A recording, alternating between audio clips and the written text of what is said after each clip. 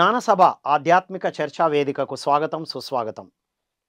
మనం ఆదివారం అనగానే విషయానందం కోసం, భజనానందం కోసం మాత్రమే జరుపుకునే మనం పిఎంసి జ్ఞానసభతో ఆత్మానందం, బ్రహ్మానందం, జ్ఞానానందంగా జరుపుకుంటున్నాం మిత్రులారా మనం.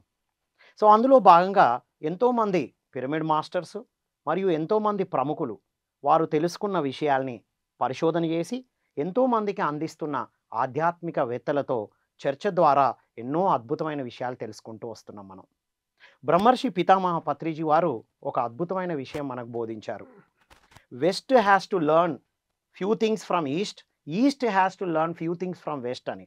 అంటే మన ఇండియన్ కల్చర్ నుండి వెస్టర్న్ కల్చర్ కొన్ని విషయాలు నేర్చుకోవాలి, వారి నుండి మనం కొన్ని నేర్చుకోవాలి.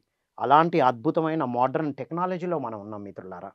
అందులో భాగంగా మన చరిత్రను మోడర్న్ టెక్నాలజీతో, గ్రాఫిక్స్తో అద్భుతమైన సినిమాలు కూడా రావడం మనం గమనించాం. ఈ మధ్యనే మనం ఒక అద్భుతమైన సినిమా చూసాం, 'కల్కి'. మరి ఈనాటి చర్చా వేదికలో కల్కి గురించే చర్చించబోతున్నాం. ఎవరు కల్కి? అసలు కల్కికి సప్త ఋషులకున్న సంబంధం ఏంటి అనే అద్భుతమైన విషయాలు ఈ ఎపిసోడ్లో చర్చించుకోబోతున్నాం. ఈ చర్చలో మనతో పాటు ఉన్నారు ముగ్గురు సీనియర్ మోస్ట్ పిరమిడ్ మాస్టర్స్.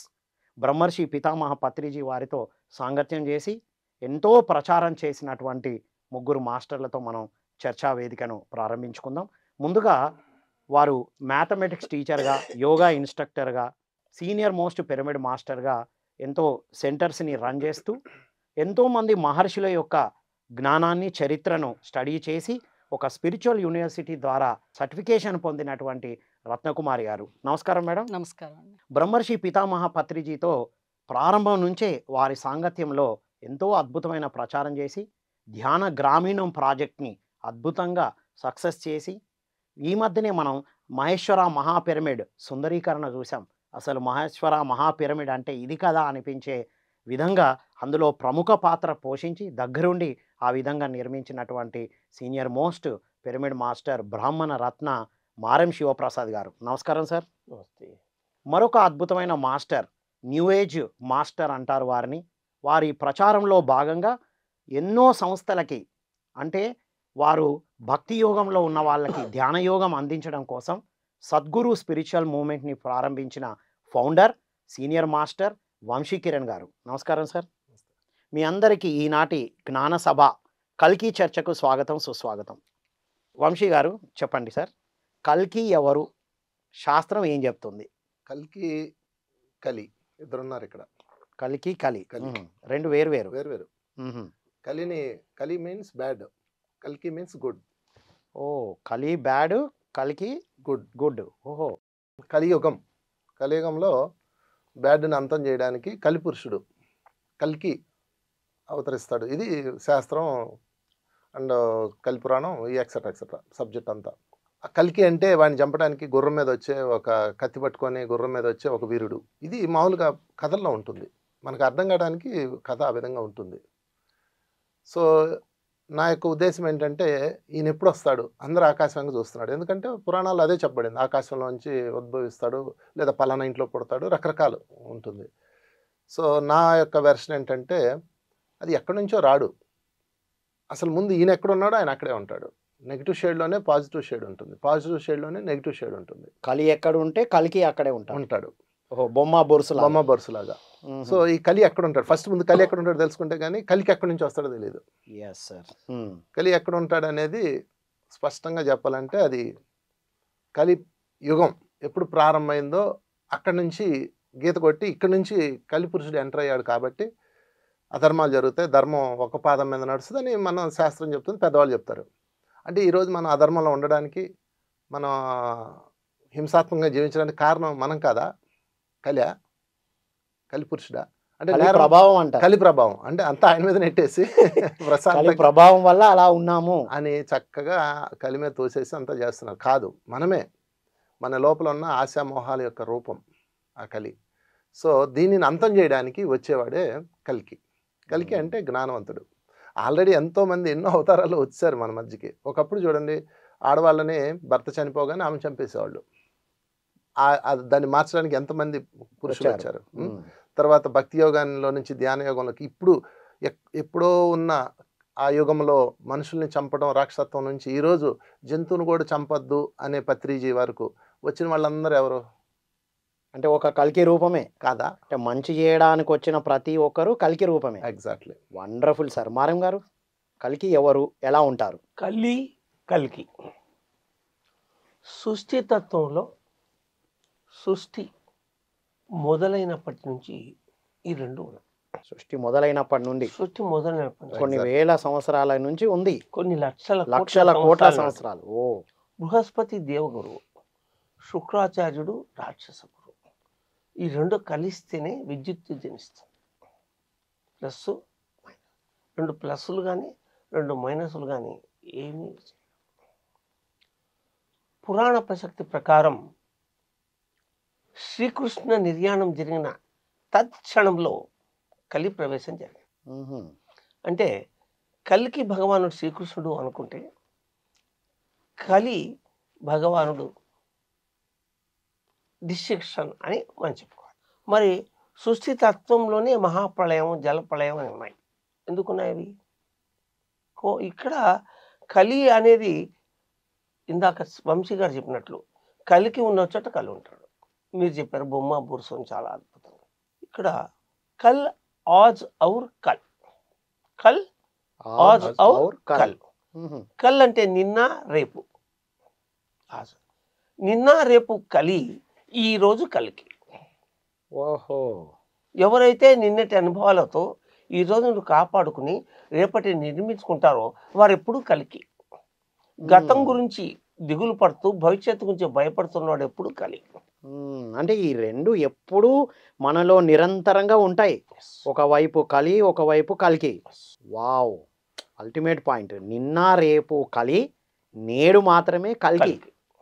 అంటే ఇప్పుడు ప్రస్తుతంలో ఉండి మనతో మనం ఉంటే మనం కల్కియే. కల్కి అంటే ఒక రూపం కాదు, ఒక తత్వం, ఒక అంతేనా? స్థితి, ఒక స్థితి. Yeah, status. It's a status. State of mind అనుకోవచ్చు. ఓ వండర్ఫుల్ సార్.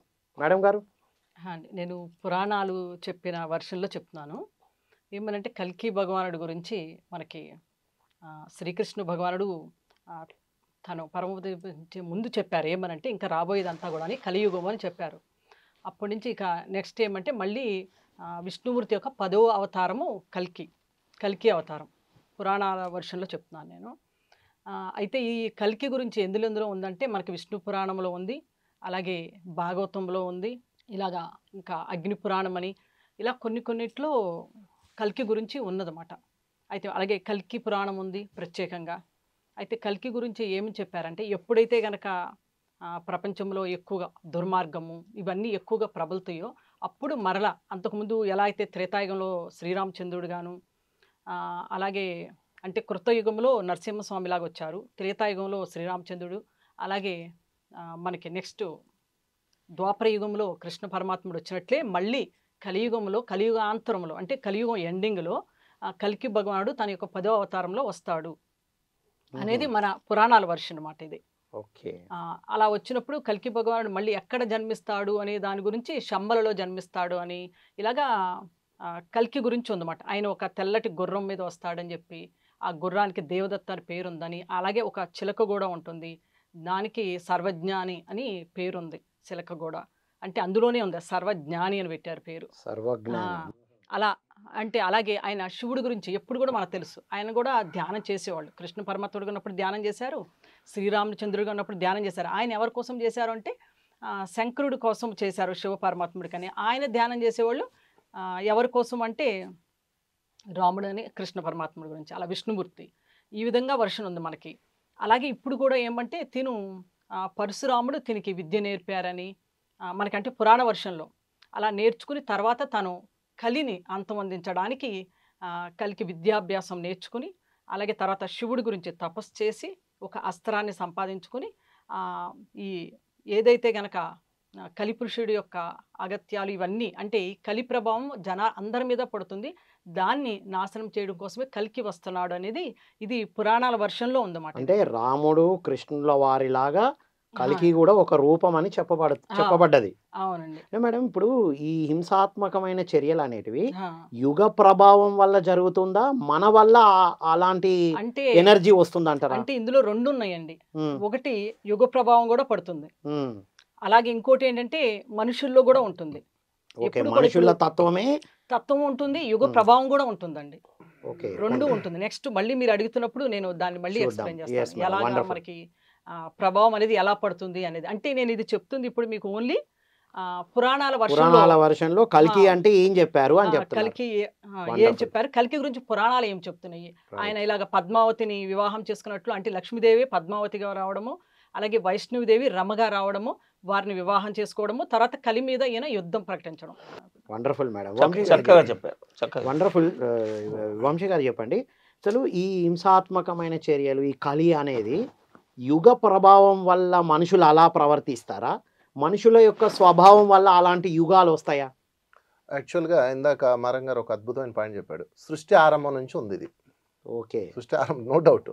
సరే, కాసేపు ఇలాగే అనుకుందాం. కలి ప్రారంభమైంది ఎప్పుడు? మన పురాణాల ప్రకారం పరీక్షిత్ నుంచి ప్రారంభమైంది. కృష్ణుడు అవతారం ఎండ్ కలి ప్రారంభం అనుకుందాం. అంటే అంతకుముందు కలి లేదా? రావణాసుడు సీతాదేవిని ఎత్తుకెళ్ళింది ధర్మమా? అక్కడ కూడా ఉన్నట్టే మహాభారతంలో కుటుంబాన్ని తగలేశారు, అదే ధర్మమా? అప్పుడు కూడా కలి ఉంది కదా. కలి. కలి మీన్స్ బ్యాడ్, ఓకే. అవునా కదా? అధర్మాలు ఉన్నాయి కదా, ఎన్నో భయంకరమైన అధర్మాలు ఉన్నాయి. హరిశ్చంద్రుడి కాలంలో లేవా? హరిశ్చంద్రుడు మంచి వాళ్ళు ఉన్నా కూడా మంచి వాళ్ళతో పాటు ఇలాంటి తత్వాలు కూడా ఉన్నాయి. 100%. సో నా యొక్క ఉద్దేశం మారం గారు చాలా అద్భుతమైన, సృష్టి ప్రారంభమైనప్పుడు అది ప్రారంభమైంది. బ్యాడ్ గుడ్, బ్యాడ్ నుంచి గుడ్, గుడ్ నుంచి బ్యాడ్, వెలుగు నుంచి చీకటి, చీకటి నుంచి వెలుగు. కనుక మీరు అడిగిన ప్రశ్నకి యుగానికి దానికి అసలు సంబంధం లేదు. అయితే అట్మాస్ఫియర్, అది ఒకడు నెగిటివ్ గాడు ఉంటే ఆడు అందరం తయారు చేస్తాడు కాబట్టి ఆ విధంగా అట్మాస్ఫియర్ చెప్పొచ్చే. కానీ యుగానికి సంబంధం పెడితే అప్పుడు యుగాన్ని నిర్మించిన వాళ్ళు, లేదంటే ఈ చాలామంది చెప్తారు భూమి యొక్క కక్ష మారింది, 5th డైమెన్షన్కి వచ్చాం కాబట్టి మనం అందరం మారిపోయామని చెప్తారు. అంటే ఇప్పుడు తప్పు ఎవరిది? అధర్మం ఎవరిది? అంటే ఇప్పుడు కలికి వచ్చి నరకాల్సింది ఎవరిని? ఈ అలైన్మెంట్ చేసిన వాడిని. ఓకే, అవునా కదా? యుగ మార్పుకి దీనికి సంబంధం లేదు. వ్యక్తుల యొక్క స్వభావమే మూలము. ఓకే, ఓకే, యుగము అనేది అది వీళ్ళని బట్టి అది మారుతుంటుంది. ఓకే, ఈ రోజు మనకు అందరు మంచోళ్ళు కనిపించారు అనుకోండి, టుడే గుడ్ డే అంటాం. ఈ రోజు అంతా ఎవడో దరిద్రులు కనపడి బ్యాడ్ చేసి టుడే బ్యాడ్ డే అంటాం.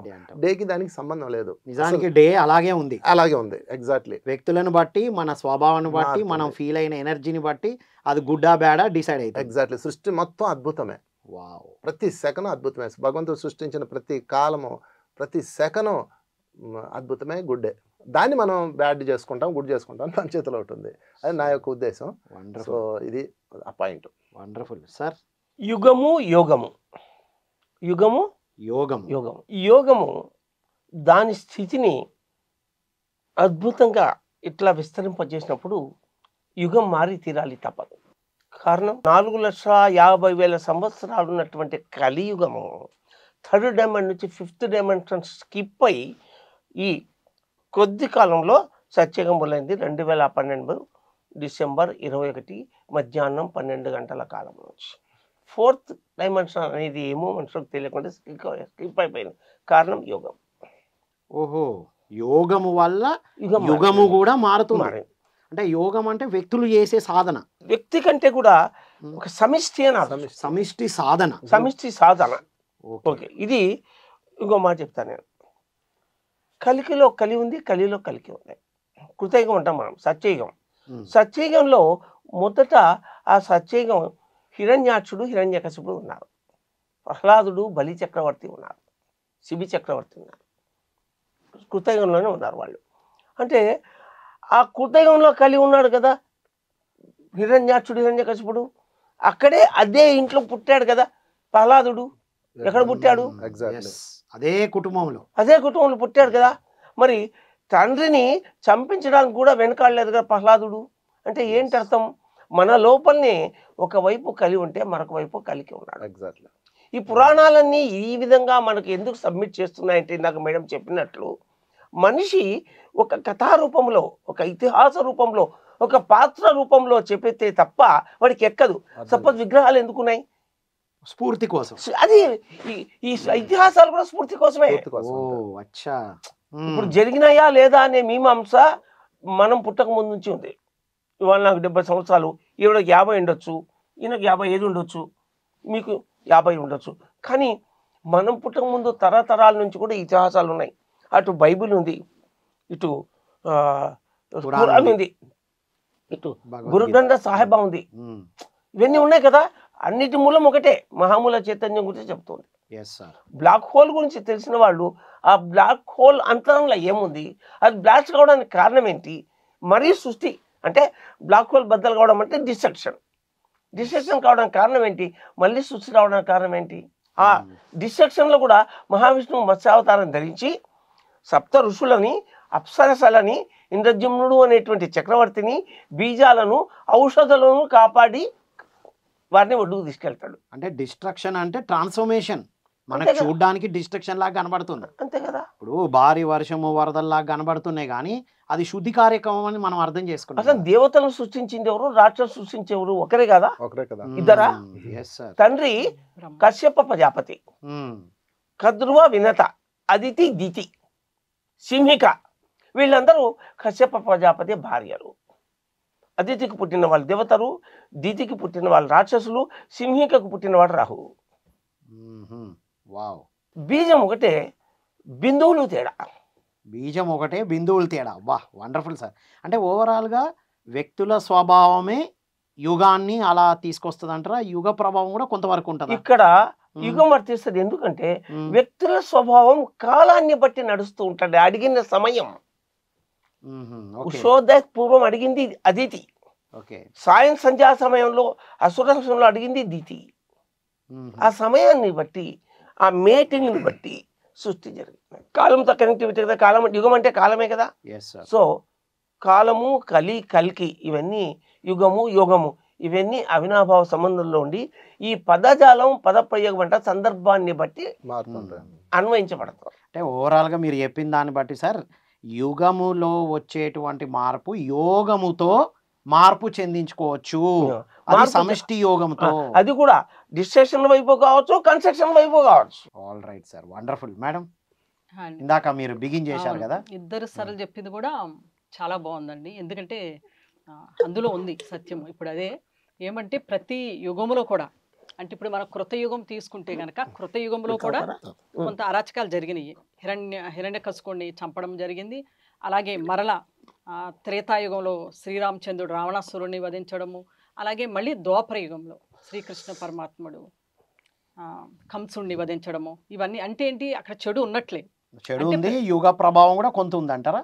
యుగ ప్రభావం అనేది నేను చెప్తాను. ఇప్పుడు ఏమంటే అక్కడ కూడా మంచి చెడు అనేది రెండు ఉన్నట్లే కదా. అక్కడ చెడు ఉన్నది కాబట్టి వాళ్ళు వధించడము, ఇలా యుద్ధం జరిగింది, ఇవన్నీ మనం చెప్పుకుంటున్నాము. అంటే ఎప్పుడు నుంచి చెప్పుకున్నాం, సత్యయుగము అయినా కూడా సత్యయుగంలో కూడా ఉంది కొంత, అలాగే త్రేతాయుగంలో కూడా ఉంది, అలాగే ద్వాపర యుగంలో కూడా ఉంది.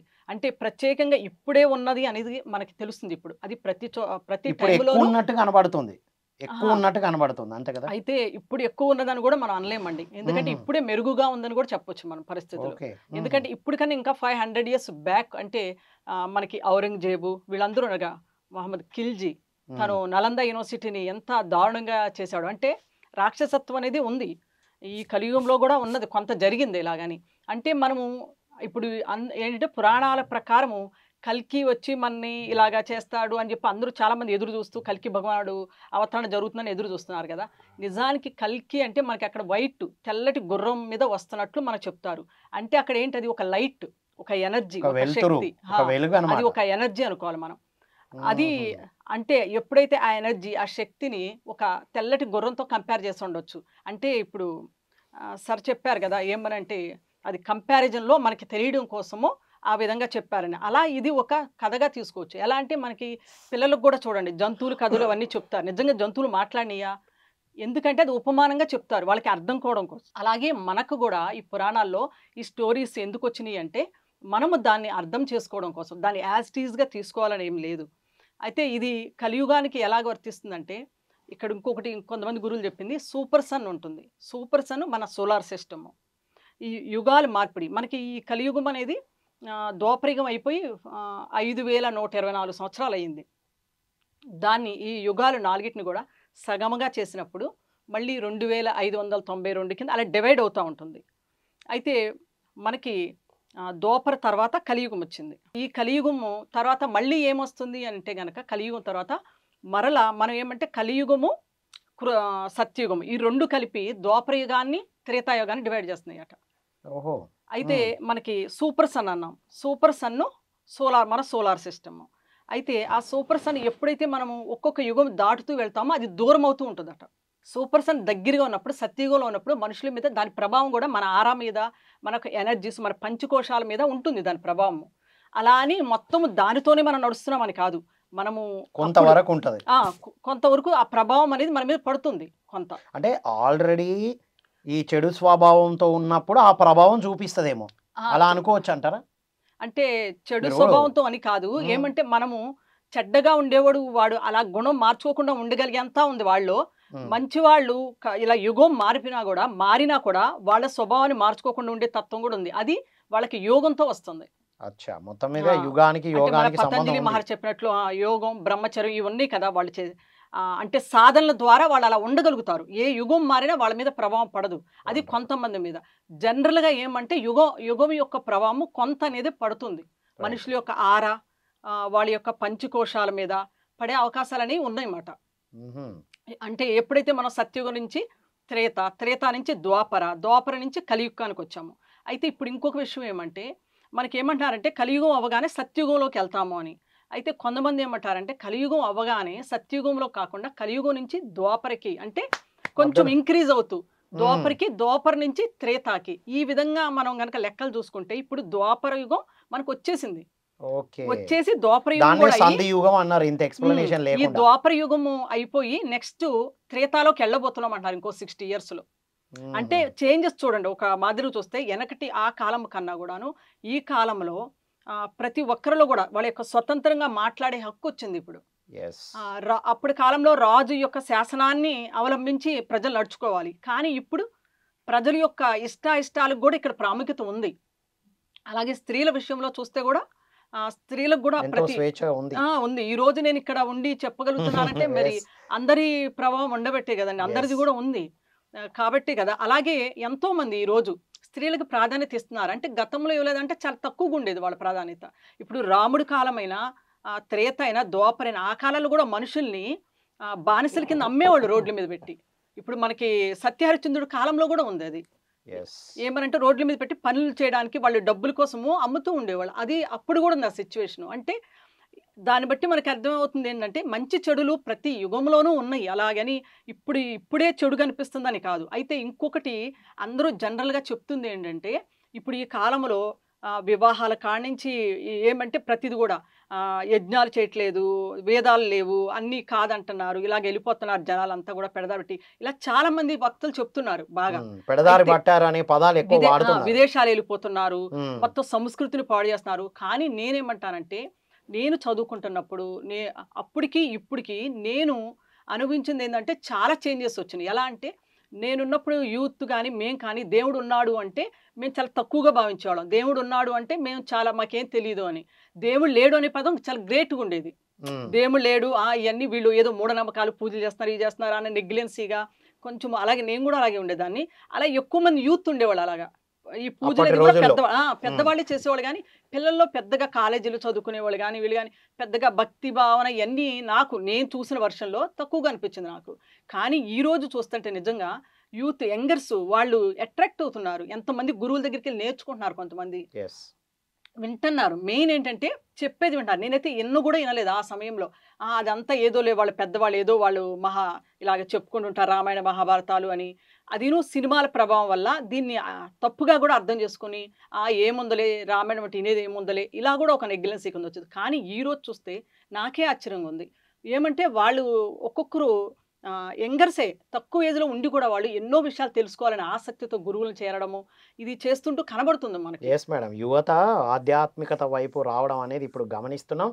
అది ట్రెండ్ కూడా అయింది. ఇప్పుడు చేంజెస్ ఋషులుగా జీవిస్తున్నారు. ఇప్పుడు దీన్ని బట్టి మనకు అర్థమవుతుంది కదా కల్కి భగవానుడు అనేది వచ్చేసారు. ఆయన ఎలా చూడండి ఇప్పుడు మన దాంట్లోనే చూడండి ఎన్ని వేల లక్షల కోట్ల మంది ఇప్పుడు దీంట్లో ఉన్నారు. పత్రి సార్ చెప్పిందైనా ధ్యానం చేయమని ఒక ఎనర్జీ మనము ధ్యానం చేస్తున్నప్పుడు మనకి ఏం చెప్తున్నారు, ఒక ఎనర్జీ ఇలా వస్తుంది, ఒక కాంతి రూపంలో మనలోకి వస్తుంది అని చెప్తున్నారు కదా. ఆ కాంతి కల్కి. వండర్ఫుల్. అంటే ఉమ్. ధ్యాన సాధన చేసే వాళ్ళందరం కల్కియే, ఆ, కల్కిని అంటే ఆహ్వానించుకున్నాం, అదే ఆ కల్కియే. కల్కి యొక్క ఆ లైట్ నే మనకి ఆ విధంగా చెప్పండొచ్చు, ఆ రైట్. విధంగా వ్యక్తపరిచారు అని చెప్పేసి. అలాగే ఓకే. ఇప్పుడు మన ఈ సంస్థే కాదు, ఎన్నో సంస్థలు ఇప్పుడు మన ఎన్నో గురించి సంస్థలు మనము కాంతి గురించి అని కాదు. మాట్లాడుతున్నారు. అంటే ఇంకా ఎన్నో, అంటే ఏమంటే ఇలాగా జ్ఞానాన్ని, సర్వజ్ఞానాన్ని చిలక ఉంది అని చెప్పారు. సర్వజ్ఞానం అంటే జ్ఞానం. ఇప్పుడు ఈ రోజు మనం చేస్తున్న సభ కూడా జ్ఞాన సభ. అంటే ఈ జ్ఞానాన్ని అనేక సంస్థలు వివిధ రకాలుగా ఎంతో మందికి జ్ఞానాన్ని అందించడానికి ముందుకొచ్చి చాలా విధాలుగా చేస్తున్నాయి. మంచి చెడు అనేది ఏంటంటే అది ప్రతి యుగంలోనూ ఉన్నదే ఎంతో కొంత. అలాగే ఇప్పుడు విదేశాలకి వెళ్ళి ఇలాగా పాడైపోతున్నారు అది ఇది అని కూడా అంటున్నారు. అంటే నేనంటాను, విదేశాలకు వెళ్ళడం వల్ల వాళ్ళకి ఇంకా తెలుసుకుంటున్నారు, అనేక విషయాలు తెలుసుకుంటున్నారు. ఏమంటే కొత్త కొత్త విషయాలు తెలుసుకుంటున్నారు. అంటే మనము ఈస్టర్న్ దీన్ని ఒక కల్చర్ నుండి తప్పుగా అర్థం అదే చేసుకోవడానికి వెస్టర్న్ లేదు. కల్చర్ ను కూడా కొన్ని తెలుసుకొని మన వస్తున్నారు. సార్ కూడా చెప్పారు, మన అన్ని యాక్సెప్ట్ ఈస్టర్న్ చేయాలి అదే మనం. ఈస్టర్న్ కల్చర్ కూడా కొద్దిగా అక్కడ అందించే ప్రయత్నాలు కూడా జరుగుతున్నాయి. నన్ను అడిగితే వాళ్ళు మనకి పరిచయం లేకపోయినా మనం ఎదురుపడినప్పుడు వాళ్ళు ఒక చిరునవ్వు నవ్వుతారు మన చూసి. అంటే చూడండి, వాళ్ళలో సంస్కారంలోనే కామన్ సెన్స్ ఉంటుంది, అన్ని బాగుంటాయి వాళ్ళలో కూడా. కాబట్టి మనం తీసుకోవడంలో తప్పేముంది? వండర్ఫుల్, మంచి విషయాలు వండర్ఫుల్ మేడం. ఎప్పుడు కూడా మనమే గ్రేట్ అని ఒక గిరి గీసుకుంటే అది మ్మ్. ఎప్పుడు సత్యమే కాదు అసలు. అది రైట్ రైట్, మీరు అద్భుతంగా చెప్పారు మేడం, అద్భుతమైన విషయం. ఇప్పుడు కల్కికి మన శంబాలకి ఏమిటి సార్ సంబంధం? ఈ శంబాల అనేది యోగ పరంపరకు ఒక నిలయం. శంబాల గురించి మనకు మొదట పెద్దగా తెలిసింది మహావతార్ బాబాజీ వల్ల, ఒక యోగి ఆత్మకథ వల్ల, పరమహంస యోగానంద వల్ల. ఆ శంబాలాని శార్వరి గారు చూశారని, మరికొంతమంది చూశారని, Mahavatar Babaji behind the screen నుండి యోగులను తయారు చేసి పంపిస్తారని. శంబాల అనేది ఒక నిజం చెప్పాలి అంటే ఒక యోగ శిక్షణ కేంద్రం, యోగ శిక్షణ శిక్షణ కేంద్రం. కేంద్రం. మహావతార్ బాబాజీ 3 రకాల యోగులను తయారు చేశారు. ఒకరు పూర్తి కాలపు సంసార యోగి, లాహిరి మహాశయ. 2 కొంతకాలం సంసారి, ఆ పైన సన్యాసి, భార్య జీవించి ఉన్న నాళ్ళు సంసారి, ఒక కూతురుగా ఉంది యుక్తేశ్వరగిరికి. తర్వాత భార్య మరణించినాక సన్యాసం తీసుకున్నాడు. ముందు సంసారి, తర్వాత తర్వాత సన్యాసి. పూర్తి కాలపు సన్యాసి మ్మ్. యోగానంద. యోగానంద పరమహంస. 3 రకాల యోగులను తయారు చేసి భూమి మీదకి పంపించి, మీరెవరెవరు ఏ మార్గం నచ్చితే ఆ వారిని ఫాలో కండి అన్నాడు. మ్మ్. మీరు కాషాయం తీసుకోండి అని చెప్పలేదు, తీసుకోవద్దు అని చెప్పలేదు, ముందు సంసారం చేసి తర్వాత కాషాయం తీసుకొని చెప్పలేదు, మన చాయిస్. చాయిస్కి వదిలేశాడు. సో శంబాల అనేది యోగ నిలయం, యోగ శిక్షణ నిలయం అంటాను. రైట్. యోగా కల్కికి దీనికి ఏంటి సార్ చెప్తాను నేను. మ్మ్. ఇప్పుడు కల్కి అనేది ముందు నుంచి చెప్తున్నా నేను, మొదటి నుంచి ఉంది కల్కి. ఒక అమృత మదనాన్ని తీసుకుందాం మనం. అమృత మదనం, అమృత మదనం దేవతలు రాష్ట్రాలు ఎప్పుడు పోట్లాడుకుంటూ ఉంటే, రాక్షసులకు ఉన్న దేహబలం వల్ల దేవతలు ఎప్పుడు నలిగిపోయేవారు, మరణించేవారు. అమృతం రాకముందు దేవతలకు మరణం ఉండేది, రాక్షసులకు మరణం ఉండేది. ఆ మరణం నుంచి మృత సంజీవని అనేటువంటి విద్యని శుక్రాచార్యుడు పరమశివుని నుంచి తీసుకోవడం వల్ల రాక్షసులను శుక్రాచార్యుడు బతికించేవాడు, దేవతలు క్షీణమయ్యేవారు. అప్పుడు ఒక ప్లాన్ వేసి బృహస్పతి కుమారుడు కచుడిని శుక్రాచార్యుని దగ్గరికి విద్యాభ్యాసానికి పంపిస్తారు. ఆ స్టోరీ అంతా మనకు తెలుసు. అతను మృత సంజీవిని విద్యను నేర్చుకుని వస్తాడు. అతనిని కామించినందుకో పెళ్లి చేసుకున్నందుకో దేవయాని శుక్రాచార్యుని భార్య కచుడిని శపిస్తుంది. శపిస్తే ఈ విద్య నాకు పనికి రాకపోయినా నేను నా తండ్రికి నేర్పిస్తానని తన తండ్రికి అతను బోధిస్తాడు. అతను దేవతలను బతికించడం ప్రారంభిస్తాడు. ఆ తర్వాత మళ్ళీ ఏమైంది, వారికి మృత సంజీవిని ఉంది, వీరికి మృత సంజీవిని ఉంది. ఆ పొజిషన్లో మళ్ళీ దేవబలంలో రాక్షసులు గొప్పవాళ్ళు కనుక మళ్ళీ దేవతలు నలిగిపోయారు. చావు లేదు కానీ ఇబ్బందులు పడ్డారు, ఎముకలు ఇరిగాయి, అది విరిగి ఇది విరిగి తేలుకునేసరికి చాలా టైం పడుతుంది. అప్పుడు మళ్ళీ ఏం చేశారు, దేవతందరూ బ్రహ్మ దగ్గరికి వెళ్ళారు. ఈ సబ్జెక్ట్ నేను పరిష్కరించేది కాదు అని శివుడిని విష్ణువుని ఒకచోట కలిపి వీళ్ళందరూ శివుడు విష్ణువు దగ్గరికి పోయారు. వాళ్ళు ఏమన్నారు, మీరు అమృత మదనం చేయండి అన్నాడు మహావిష్ణువు. ఓకే, ఎలా చేయాలి అని ప్రొసీజర్ అంతా చెప్పారు. చివరిలో ఏమన్నాడు శివుడు, ఒక చిన్న చురక, అమృత మదనం మీరు ఒక్కరూ చేయలేరు, ఖచ్చితంగా రాక్షసుల సహాయం తీసుకోవాల్సిందే అన్నాడు. ఓహో. అప్పుడు సరే అమృత మదనం చేస్తాము, రాక్షస సహాయం తీసుకుంటాము. అయితే మళ్ళీ అమృతం వచ్చిన తర్వాత వారికి వీరికి ఇద్దరికి పంచుతారు కదా, అప్పుడు సమస్య, అప్పుడు మళ్ళీ దగ్గర సమస్య అది సాల్వేషన్ ఎక్కువ ఉంది. అప్పుడు పరమశివుడు తమాషాగా నవ్వుతూ విష్ణువు వైపు చూశాడు. వర్తమానంలో సమస్యలను పరిష్కరించేవాడేమో విష్ణువు, దాన్ని అమలు చేసేవాడేమో శివుడు. శివుడు yes. అవునా? Yes, sir. డిస్ట్రక్షన్. మ్మ్. అప్పుడు విష్ణు ఏమన్నాడు, మీరు అమృత మదనం చెయ్యండి, మీరు అడిగితే రాక్షసులు ఒప్పుకోరు, బృహస్పతి శుక్రాచార్యుడు మాట్లాడుకుంటే పని అవుతుంది. అంటే ఏమైంది చూడండి, బృహస్పతి శుక్రాచార్యుడు పాజిటివ్, బృహస్పతి, శుక్రాచార్యుడు ప్యారలల్. అంటే పాజిటివ్ ఫోర్స్ ప్యారలల్ ఫోర్స్ రెండు కలిస్తేనే అమృతం పుట్టింది, లేకుండా పుట్టిందా? సరే, yes. ఏం చేస్తావు నువ్వు అని అడిగాడు బ్రహ్మ. ఇంద్రుడు చెప్తే మజా ఏం లేదు, మీ పని మీరు చేయండి, నా పని నాది అన్నాడు. ముందు అయితే పని కానివ్వండి, పని తర్వాత చూద్దాం. నేను కదా చూసేదాన్ని, నీకెందుకు తొందర? మ్మ్. పత్రిజలాగా పత్రిజ తన ప్లాన్ ముందే చెప్తారా చెప్పారు, ముందు వెళ్ళండి అంటారు. అంటాడు. ముందు దుంకుంటారు, వంశం దుంకుంటారు, మేడం దుంకుంటారు, నన్ను దుంకుంటారు. నందవరంలో ఎంతమంది దుంకారు, కానీ ఎంతమంది దుంకినా ఆడ స్థలం రాకపోయింది. నేను మరి రంగనాథ్ రెడ్డి ప్రసాద్ ముగ్గురం కలిసి ఆడ స్థలం వచ్చింది. Yes, sir. అంటే అది మా గొప్పతనం కాదు, మాకు లబ్ధి ఉంది. రైట్, ముందు వెళ్ళండి అని. ఇది మా గొప్పతనం అనుకుంటే మా అంత మూర్ఖుడు భూమి మీద పడలేడు. Yes, sir. ఆ సందర్భ కాలం ఇందాక చెప్పాను, కాలం Yes, ఇలా కాలం.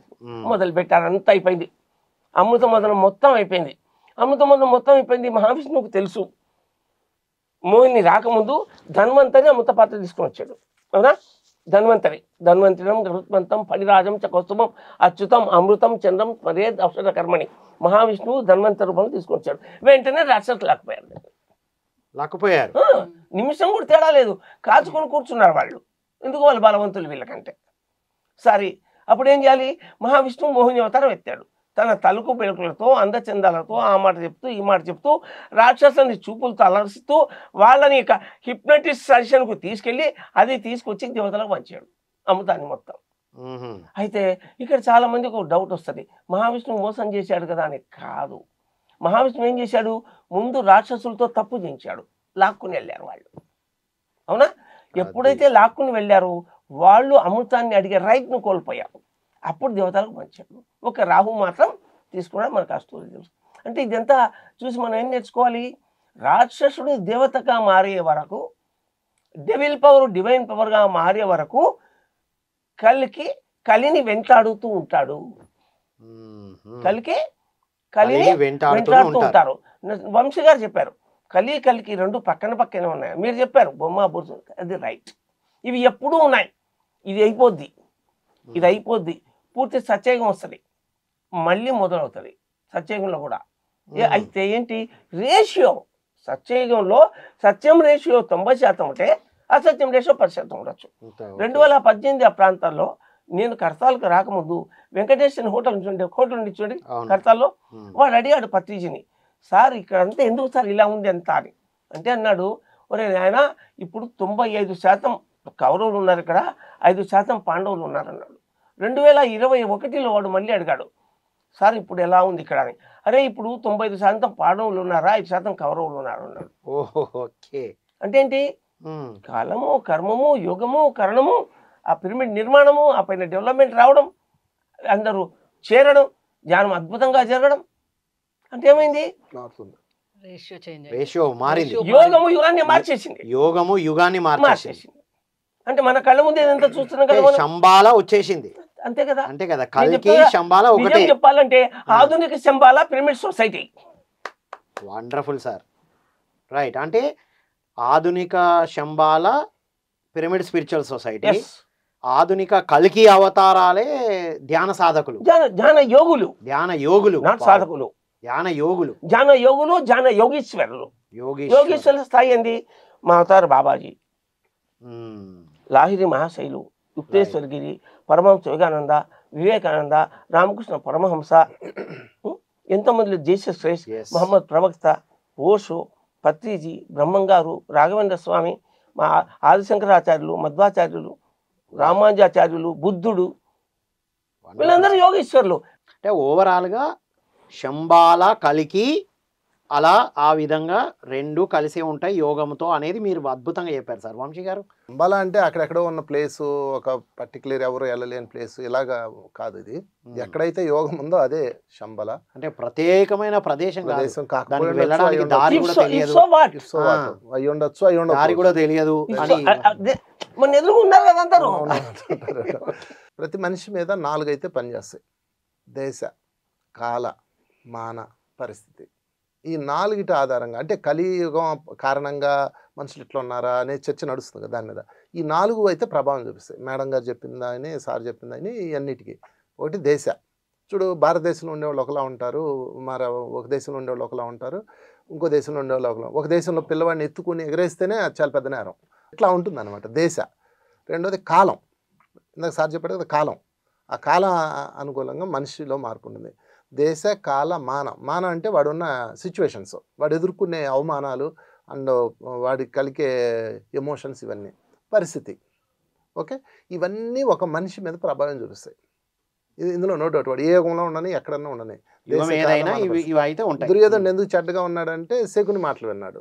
తర్వాత ఆ శకుని ఎందుకు అలా దుర్మార్గం చేశాడు, అంతమందించాడు, ఇలా చేశాడంటే తన దేశం నాశనం అయిపోయింది, గాంధార దేశం నాశనం అయిపోయింది. అందుకని ఆ దేశ పరిస్థితులు ఇలా ఒకదానికి ఒకటి లింక్ ఉంటాయి అన్నమాట. సో ఇలాంటి పరిస్థితుల్లో మనం ఎలా ఉండాలి? మనల్ని కాపాడడానికి కలికి వస్తాడని ఆకాశానికి చూడడమా, లేకపోతే మనల్ని మనం కాపాడుకోవటమా?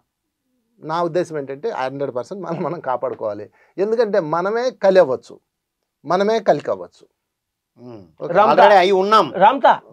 అవును, రెండు మనమే ఆల్రెడీ అయి ఉన్నాము. ప్రతి మనిషిలో 2 షేడ్స్ ఖచ్చితంగా ఉంటాయి. రాక్షసుడు, దైవము 2 ఉంటాయి. ఒసామా బిన్ లాడెన్లో కూడా, హిట్లర్లో కూడా ఉంటాయి. నేను మీకు ఒక ఎగ్జాంపుల్ చెప్తాను. హిట్లర్ సోవియట్ సైన్యాన్ని 2000 మందిని పట్టుకున్నాడు. యుద్ధం అయిపోయింది. యుద్ధం అయిపోయిన తర్వాత యుద్ధ సంధి ఏంటంటే ఎవరు సైన్యాన్ని వాళ్ళు ఇచ్చేసేయాలి, ప్రాణాలతో అప్పచెప్పేయాలి. వీళ్ళందరూ పంపించేసేటప్పుడు ప్రాణాలతో అప్పగించాలని ఉంది, కానీ ఎక్కడ వేరేది లేదు కదా అని చెప్పేసి అందరినీ గుడ్డివాళ్ళని చేసి పంపిద్దామని నిర్ణయం చేశారు ఆ సోవియట్ సైన్యాన్ని. హిట్లర్ అనుచరులు వాళ్ళ కళ్ళు పొడుస్తూ ఉన్నారు. పొడుస్తుంటే భయంకరంగా అరుస్తారు కదా, సోలాలు కాల్చి గుచ్చేస్తూ ఉన్నారు కళ్ళల్లో. అందరినీ గుడ్డివాళ్ళని చేసి 500 మందికి ఒక కన్ను ఉంచాలి ఒకడికి, ఎందుకంటే దారి తీసుకెళ్ళాలి కదా వాడు. ఆ ప్రాసెస్ నడుస్తుంటే హిట్లరు పైన ఉన్న హిట్లర్ కిందకు వచ్చాడు. వచ్చి ఏంటిది, ఎందుకు ఇలా అరుస్తున్నారు అన్నాడు.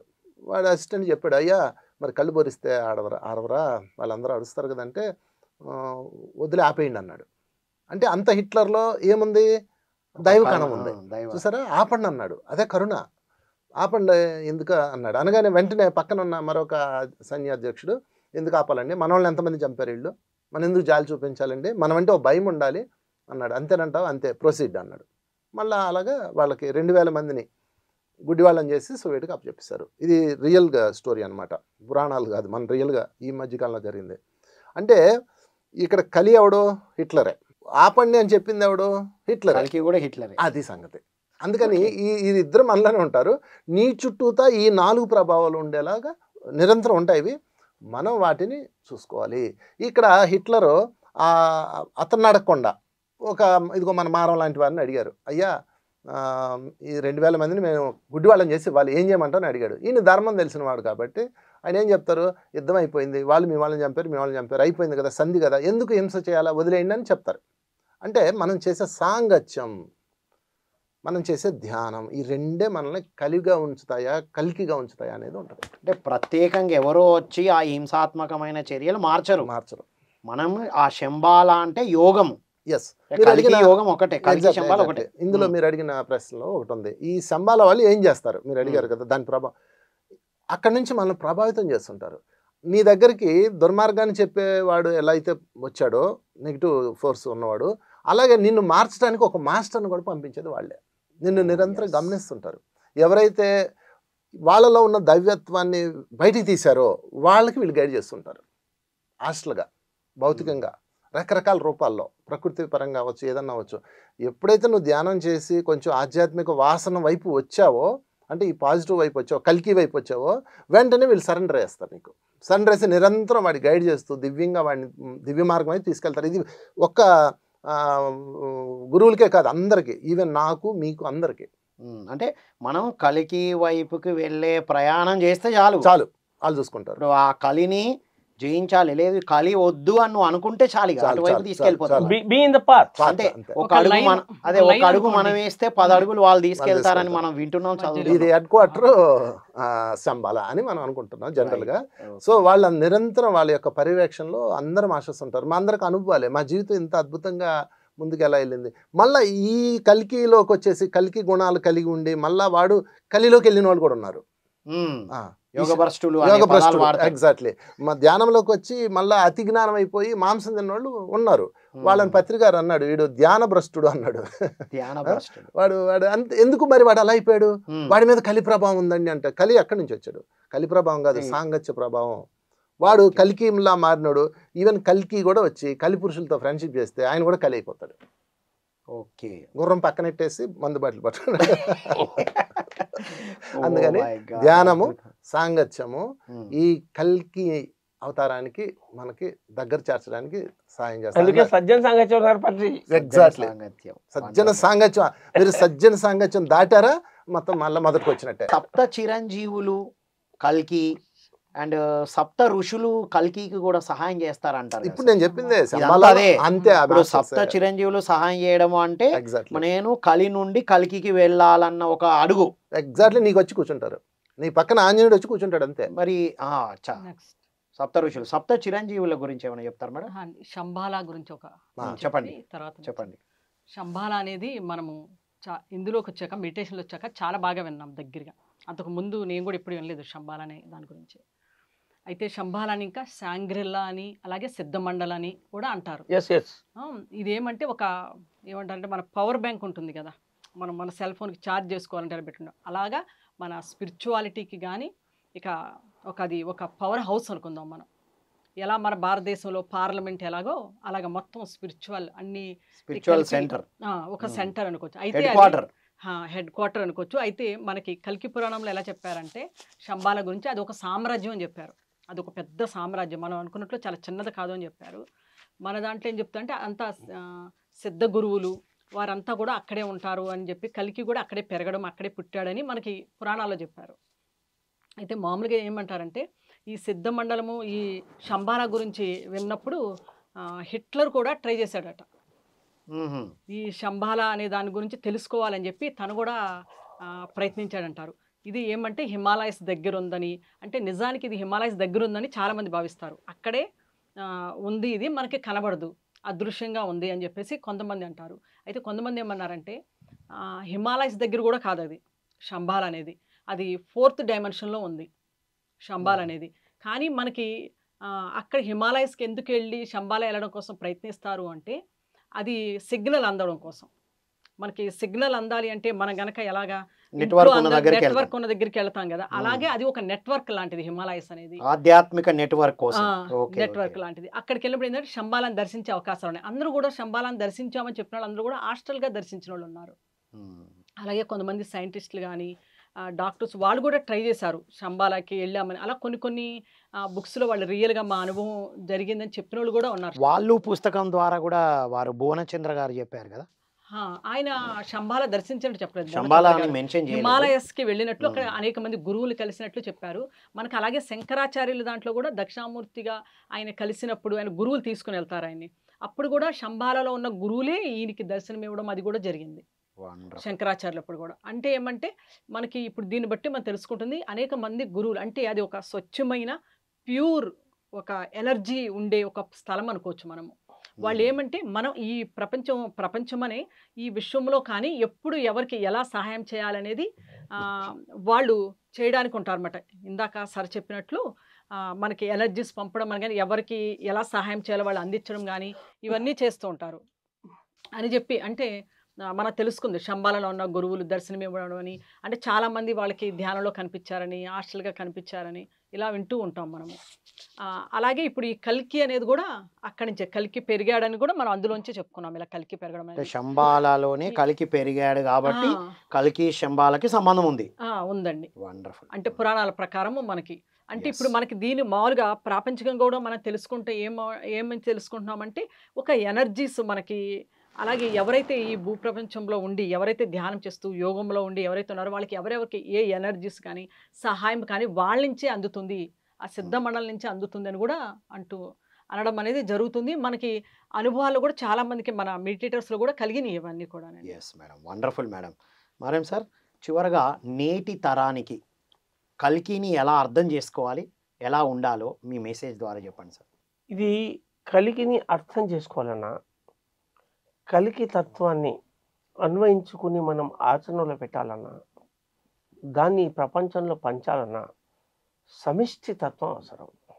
Group consciousness Yes. అంటున్నాం మనం. Group consciousness.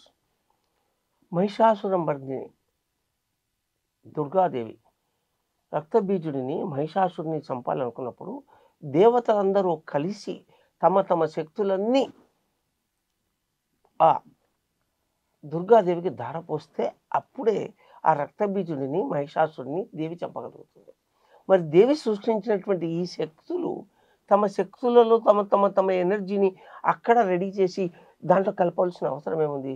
ఏదైతే రకరకాల విడిపోయిందో అదంతా కలుసుకుని అది ఉమ్మడి చైతన్య శక్తిగా మారినప్పుడు ఆ ప్యూర్ కాన్షియస్నెస్ ఆ యునైటెడ్ కాన్షియస్నెస్, ఆ గ్రూప్ కాన్షియస్నెస్ మాత్రమే దీన్ని విధ్వంసం చేయగలుగుతుంది. ఒక సింగిల్ శక్తి చాలదు. ఎందుకు పత్రిజీ తను ఒకటే కాకుండా ఇంత గొప్ప సామ్రాజ్యాన్ని నిర్మించారు, ఆధ్యాత్మిక సామ్రాజ్యాన్ని? చెప్పండి, Yes, sir. మీరు ఆలోచించండి. అవును. ఎందుకు సంవత్సరం ఎండింగ్ లో ఎందుకు జరుగుతున్న సెలబ్రేషన్స్ 11 రోజులు? అది మార్నింగ్ 5 to 8 ఎందుకు 10 రోజులు ధ్యానం జరుగుతుంది? మీరు ఆలోచించండి. Yes. ఎందుకు జరుగుతుంది అంటే ఈ గ్రూప్ కాన్షియస్నెస్ తో ఒక అద్భుతమైన దృఢమైన సంకల్పముతో ఒక అద్భుతమైన నాదంతో కలిసినటువంటి ఈ ఉమ్మడి చైతన్య శక్తి, సమిష్టి శక్తి 14 లోకాలను ప్రభావితము చేసి ఇక్కడంతా కూడా కలికిని పరచాలని చేసినటువంటి మహా అద్భుత ప్రయోగం అనే. వావ్, మామూలు విషయం కాదు అది. Exactly sir. చాలా మంది ఏమనుకుంటారంటే అందరూ ఒక చోట కలుసుకునేటువంటి యానివర్సల్ సెలబ్రేషన్ అనుకుంటారు. ఇయర్ ఎండింగ్ సెలబ్రేషన్స్ అనుకుంటున్నా. అది న్యూ ఇయర్ సెలబ్రేషన్స్ మామూలే కాదు. దాన్ని ఎక్కడ తీసుకొచ్చారు? థియోసాఫికల్ సొసైటీ నుంచి తీసుకొచ్చారు. వాళ్ళు సంవత్సరానికి వారం రోజులు సెలబ్రేషన్ చేసుకునే వాళ్ళు. దాన్ని చూసి తీసుకొచ్చి దానికి అన్ని హంగులు, అన్ని అంగాలు, అన్ని శక్తులు కల్పించి అందరి శక్తిని డ్రా చేశాడు ఆయన. మరి ఎందుకు? ఆ ఉమ్మడి చైతన్య శక్తి అవసరమైంది. ఒక సమిష్టి శక్తి మాత్రమే దాన్ని ఎదుర్కోగలిగింది. మహాభారత యుద్ధంలో 18 అక్షౌహిణీల సైన్యం, 7 అక్షౌహిణీలు సత్యం వైపు ఉన్నాయి, 11 అక్షౌహిణీలు అసత్యం వైపు ఉన్నాయి. దాంట్లో ఏం జరిగింది? పాండవులలో ఉన్న వాళ్లకు సరిపోని వాళ్ళందరూ కౌరవులు చేరారు, కౌరవుల వెంట ఉన్న వాళ్ళలో నచ్చని వాళ్ళందరూ పాండవులు చేరారు. అది కేవలము మహాభారత యుద్ధం అంటే పాండవ కౌరవ యుద్ధం కాదు. 2 గ్రూపులు, ఎవడు నచ్చలేనో వాడు నచ్చని చోట చేరాడు. ఎవడు ధర్మరాజు ఏం చెప్తాడు? ఇప్పుడు నేను ఆహ్వానిస్తున్నాను, మీలో ఉన్నవారు ఎవరైనా ఇక్కడ రావచ్చు, మాలో ఉన్నారు ఎవరికైనా అక్కడికి పోవచ్చు అంటాడు. ఒక శత్రువుకి శత్రువు మిత్రుడు అన్నట్టుగా అలా జరిగింది. అంటే ఇది మీరు కలికి ఇద్దరు ఆ పక్క నిలబడ్డారు అనుకోండి, ఆ మార్పిడి అనుకోండి, గుర్తం. అంటే భారతం వేరు కాదు, మనం వేరు కాదు. Right sir. నేటి తరానికి మీ మెసేజ్ ఏంటి సార్? ఒకటే సార్, ఈ తరంలో నాకు తెలిసినంత వరకు 26 సంవత్సరాల పిరమిడ్ సొసైటీ అనుభవాలతో 24 సంవత్సరాల పత్రిజీ సాంగత్యంతో ఈ మహాయోగీశ్వరుడు, ఒక రాముడు, ఒక కృష్ణుడు, ఒక బుద్ధుడు, ఒక జీసస్, ఒక మహమ్మద్, ఒక ఓషో, ఒక రామానుజాచార్యులు, శంకరాచార్యులు, వీరందరూ కలిస్తే పత్రిజీ. ఒక పత్రిజీలో ఇంతమంది నిజమైన కలికి. వాహ్, వండర్ఫుల్ సార్. ఈ కలికి ఏం చేశాడు? ఊరికే పోతూ ఏం చేశాడంటే మామూలుగా రాచపీనుగా తనంటే ఎంతోమంది పీనుగలు తీసుకెళ్తాంట. అట్లా కాకుండా ఈ మహాయోగీశ్వరుడు ఏం చేశాడంటే తన దగ్గర ఉన్న చైతన్యాన్ని మొత్తం మనందరిలో పరిచి 10 రెట్లు మనల్ని పెద్ద చేసి వెళ్ళిపోయాడు. Exactly sir, wonderful. సో ఈ చైతన్యంతో నేటి తరం కనెక్ట్ అయి ఉంటే వాళ్ళే కలికి అంటున్నారు మీరు. పిరమిడ్ సొసైటీలో ఎవరైనా ఉండని వాళ్ళు కలికితో ఉంటారు. Wonderful sir. సార్, నేటి తరానికి కలికి గురించి చెప్పండి, మీ మెసేజ్. ఇది చాలా మంచి పాయింట్, ఎండ్ పాయింట్. దీనికి ఒకటే టైటిల్, ప్రపంచ మాస్టర్లారా ఏకం కండి, ఏకం కండి. వారు చెప్పినట్టుగా సామూహిక కృషి కావాలి. ఇప్పుడు నేను ఒక్కడే చేసేది కాదు కదా, నేను ఒక్కడనే. మీరు ఇందాక అడిగారు కదా, కలికి ఒక్కడే ఇదంతా చేసేస్తాడా, ఇంత అధర్మాన్ని ఒక్కడే నరికేస్తాడా? ఎట్లా సాధ్యం అవుతుంది? అది ఒక గుర్రం మీద ఒక వ్యక్తి వచ్చి కత్తితో నరుక్కుంటే వెళ్తే ఎన్ని సంవత్సరాలు పడుతుంది? కాదు, సామూహిక చైతన్యం. ప్రతి ఒక్కరిలో కలికి ఉన్నాడు. ఆ కలికి అందరూ ఏకం కావాలి. ఒక లెక్క ప్రకారం, ఒక సర్వే ప్రకారం గడిచిన 3000 సంవత్సరాల్లో 5,000 యుద్ధాలు జరిగినాయి. 4,500 యుద్ధాలు ఆధ్యాత్మిక వ్యక్తుల మధ్య జరిగినాయి. 500 యుద్ధాలు వజ్రాల కోసం, ఆడవాళ్ళ కోసం, భూముల కోసం, ఆధ్యాత్మిక యుద్ధాలే ఎక్కువ. 4,500 మధ్య ఈ మతం కోసం, దేవుడిని నమ్మిన వాళ్ళు జరిగినాయి. అంటే చూడండి, అంటే ఇప్పుడు ఏం చేయాలి అంటే వీళ్ళందరూ సామూహిక చైతన్యం ఏకం కావాలి. రైట్. ఎందుకంటే ఇందాక మీరు అన్నారు సంబాలా అత్యంత పవిత్రమైందని, కానీ ఆ సంబాలాలో కూడా కలి ఉంటాడు. అచ్చా, ఎక్కడైనా ఉన్నప్పుడు అక్కడ కూడా ఉండడా మరి ఆ శంబాలలో ఎవడో ఒకడు నెగిటివ్ గాడు కెలుగుతుంటాడు కదా, నువ్వు చేసి నాకు నచ్చలేదు, ఆ వంశీగాడికి ఎనర్జీ పంపావు నాకు నచ్చలేదు అనేవాడు అక్కడ ఉంటాడు, వాడే కలి అవుతాడు నాకు. కనుక ఈ కలి నుంచి తప్పించుకోవాలి అంటే మనందరం చేయాల్సింది ఒకటే, సార్ చెప్పినట్టుగా సామూహికం. ముందు మనందరం పిరమిడ్ మాస్టర్లు అందరూ ఒకరికొకరు సహకరించుకోవాలి, ఒక్కొక్కరిది ఒక్కొక్క విధానం ఉంటుంది. ఎవరు చేసినా ఫైనల్గా ఇక్కడ హింసని రూపుమాపడానికి చేస్తున్నారు కాబట్టి ఒకళ్ళనొకరు గౌరవించుకోవాలి, ఒకళ్ళనొకరు అంగీకరించుకోవాలి. అంగీకారం అనేది ప్రథమ న్యాయం. పత్రిక అందుకే ఇంత పెద్ద సంస్థను ఎలా సృష్టించాడంటే కేవలం అంగీకారం. ఆయన అంగీకరించారు, వారిని అంగీకరించారు, వీరిని అంగీకరించారు, అందరినీ కలిపి నువ్వు ఏ రూట్లో చేసుకోగలుగుతున్నావు వాళ్ళు చేసుకెళ్ళిపో అని ఆయన ప్రమోట్ చేశారు. పత్రికారే కాదు, సమస్త గురుమండలి యొక్క సిద్ధాంతం అదే. కనుక ఇప్పుడు మనం ఏం చేయాలంటే మై డియర్ మాస్టర్స్ అందరూ కూడా ఏకం కావాలి. ఫస్ట్ ప్రపంచ మాస్టర్లారా ఏకం కండి, ఏ డిపార్ట్మెంట్ అవని, ఏ గ్రూప్ అవని, ఏకం కండి. భూమి మీద ఒక రోజుకి 350 కోట్ల ప్రాణులు చనిపోతున్నాయి, ఆహారానికి కానీ ఎక్సెట్రా ఎక్సెట్రా దేనికి 350 కోట్లు ఒక రోజుకి చంపబడుతున్నాయి. ఇది మామూలుగా తెలిసిన లెక్క, తెలియని లెక్క ఎంత ఉందో. సో ఈ విధంగా జంతువుల పట్ల మానవుల పట్ల రకరకాల హింసలు జరుగుతున్నాయి. అవన్నీ ఆగాలంటే ఫస్ట్ మనం చేయాల్సింది అంటే మనలో ఉన్న కలిపురుషుణ్ణి బయటికి తోసేయాలి. దానికి ధ్యానము, సాంగత్యము. సో ఈ నేటి యువత ఎవరైనా కానీ అసలు యువత చేయాల్సింది, యువత చేస్తున్నారు, ఇంకా అందరు ఏకమై చేయాలి. మేడం గారు చివరగా మీ మెసేజ్ ఏమంటే ఉన్నది ఉన్నట్లుగా అంగీకరించడం, మొదట ఉన్నదాన్ని ఉన్నదిగా అంగీకరించడం. అలాగే మనకి ఇప్పుడు సార్ ఈసారి ఆ సార్ ఇద్దరు చెప్పింది చాలా ఎక్సలెంట్ చెప్పారు. అలాగే ఏమంటే అందరూ కూడా అన్ని సంస్థలు అంటే నీది వేరు నాది వేరు మెయిన్ ఇక్కడే వస్తుంది.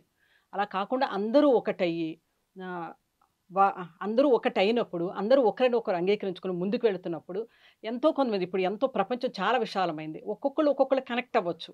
ఇలా అందరూ ఒకటిగా ఉన్నప్పుడు ఒకరి దాన్ని ఒకటి గౌరవించుకున్నప్పుడు ఏమవుతుందంటే సమిష్టిగా ముందుకెళ్తాము.